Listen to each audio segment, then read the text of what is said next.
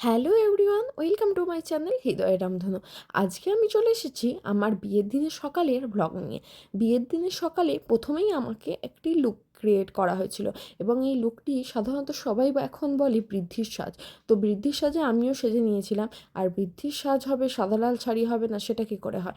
আর এই বৃদ্ধির সাজের শাড়িটা আমি নিয়েছিলাম কলকাতার চন্দনস কালেকশন থেকে। আর বৃদ্ধির সাজে এই এত সুন্দর সাজটি আমাকে সাজিয়ে দিয়েছিল আমার যে মেকআপ আর্টিস্ট ছিল দীপান্বিতা দেববর্মন ম্যাম, সেই ম্যামের এক অ্যাসিস্ট্যান্ট। তো বৃদ্ধির সাজ সেজে নিয়েছিলাম। সাজার পরে আমার বেশ কিছু ফটোশ্যুট হয়েছিল, ফটোশ্যুট, ভিডিওগ্রাফি, এই সমস্ত কিছু চলছিল। আমাকে ঝোপে ঝাড়ে বনে জঙ্গলে সব কিছুতেই ফটোশ্যুট করিয়ে নিয়েছিল। কিন্তু একা একা ছবি তুললেই তো হবে না। এরপরে আমি আমার বাড়ির সবার সাথে ছবি তুলে নিলাম।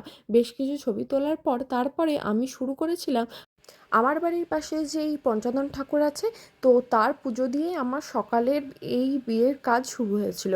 তো সেখানে প্রথমেই পুজো দিয়েছিলাম। পুজো দেওয়ার একটা খুব তাড়া ছিল, কারণ যত তাড়াতাড়ি পুজো হবে তত তাড়াতাড়ি আমার গায়ে হলুদ পড়বে। গায়ে হলুদ বরের বাড়ি থেকে যাবে, গায়ে হলুদ পড়বে, তারপরে আমি বিয়ের কনের সাজে বসতে পারবো।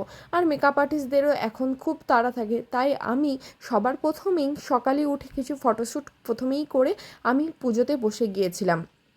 পুজোতে বসার পর পুজো কমপ্লিট হলো এবং পুজো কমপ্লিট হয়ে যাওয়ার পর আমি আবার ফটোশ্যুট করতে বসে গিয়েছিলাম। এখানে দেখতেই পাচ্ছ তোমরা যে এখানে পুজো হচ্ছে। তো নমস্কার সকলকে, আজ এতদূর পর্যন্তই থাক।